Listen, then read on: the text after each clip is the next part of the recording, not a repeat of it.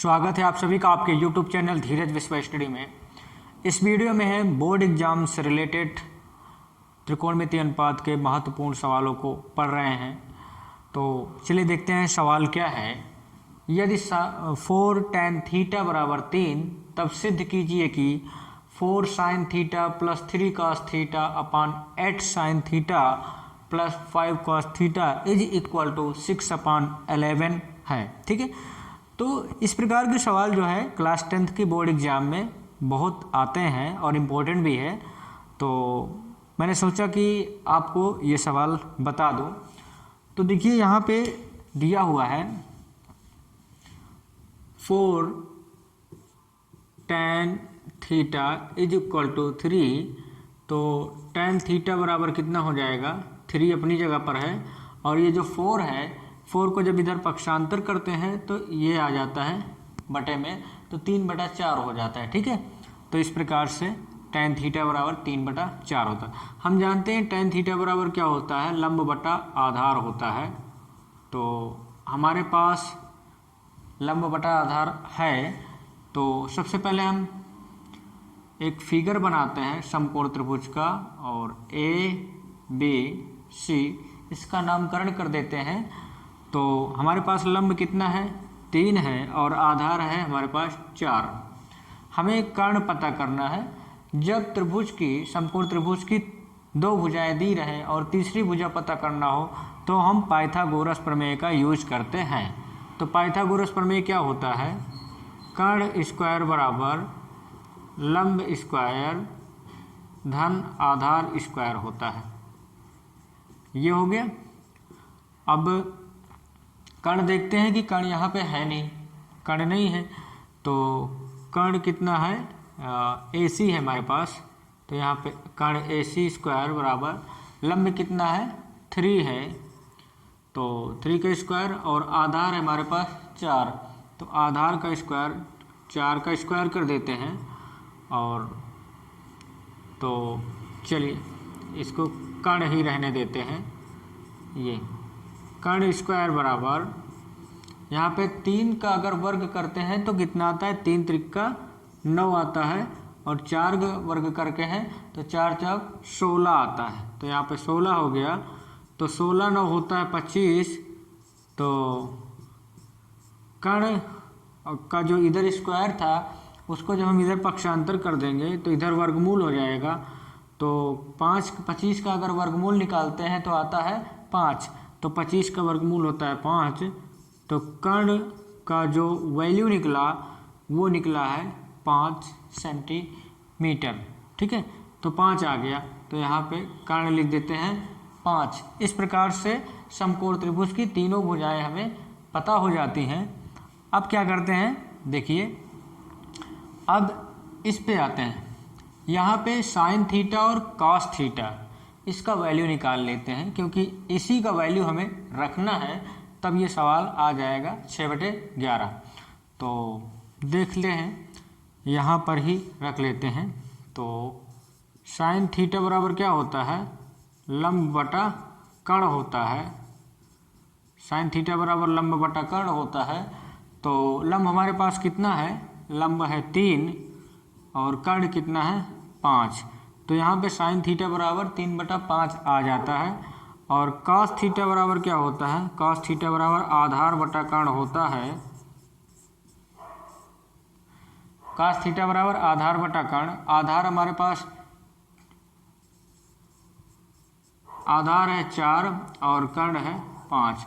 तो इस प्रकार से 3/5 और 4/5 आ जाता है। ठीक है, तो अब हमारे पास वैल्यू आ गई। अब हम ये लेफ्ट साइड वाला हिस्सा ले लेते हैं, क्योंकि इसी को हल करेंगे और 6/11 लाना है।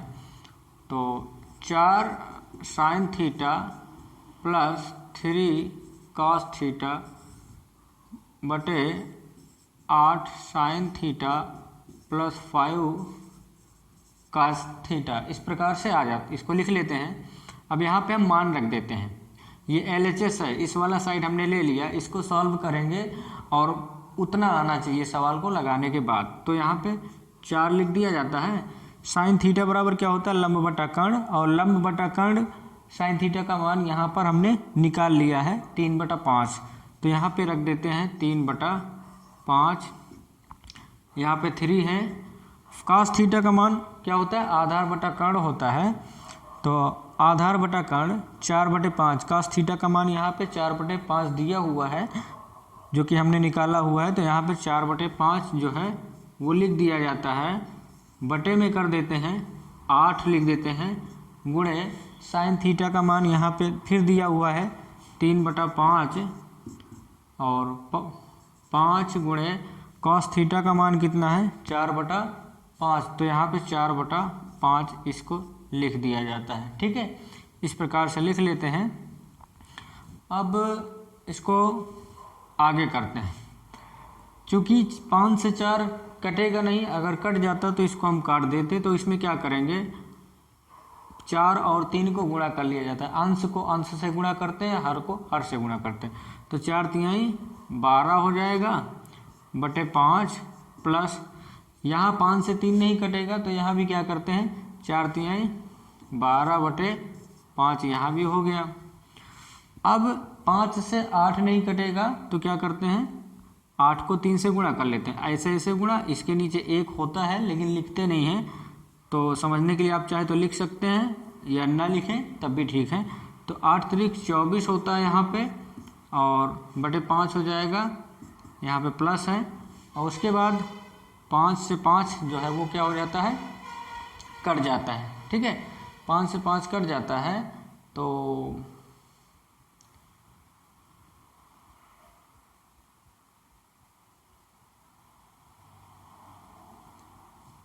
12/5 12/5 बटे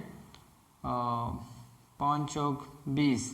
ठीक है, तो 5 चौक 20 हो जाता है और बटे 5 हो जाता है। ठीक है, चाहे तो यहाँ आप काट भी सकते हैं लेकिन चलो ठीक है कोई बात नहीं, आगे हम कर लेंगे। ठीक है, अब इसको इधर लिख लेते हैं। तो देखिए यहाँ पे हर है बराबर दोनों का, यहाँ भी बटे में 5 है, यहाँ भी 5 है। तो जब हर बराबर होता है तो अंश को जोड़ लेते हैं। तो 12 और 12 कितना होता है 24 होता है, 24/5 हो गया। अब यहाँ भी हर जो है बराबर है, दोनों का हर 5 है। तो 24 और 20 को जोड़ लेते हैं, अंश को अंश से जोड़ लेते हैं। तो कितना हो जाएगा 20 20 40 4 44 हो जाता है, 44/5 हो गया। अब जो है हम क्या करते हैं, इसको इससे काट देते हैं और बचता है 24/44। तो 5 से 5 जब कट जाएगा, चलो ठीक है मैं काट देता हूँ।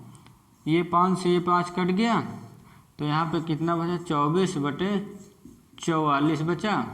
यहाँ पर क्या करेंगे 4 से 24 को काट दें, 4 छंग 24, 4 एकन्नम 4, 4 एकन्नम 4, 11 चौक 44 होता ही है। तो इस प्रकार से 6/11 देखिए आ गया ना आंसर। तो ये है अपना आंसर 6/11। अब यहाँ पे हम चाहे तो लिख सकते हैं LHS बराबर RHS। तो यहाँ पे भी 6/11 आया और यहाँ पे भी 6/11 था। तो इस प्रकार से हमारा जो है सवाल लग जाता है।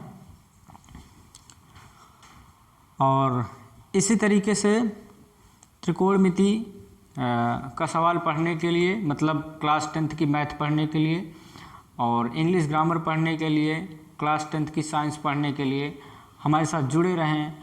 मैं आपको पूरा विश्वास दिलाता हूं कि क्लास 10th की पूरी मैथ मैं आपको पढ़ाऊंगा और अच्छे तरीके से पढ़ाऊंगा, जिससे सीधा आपके दिमाग में फीड हो जाएगा।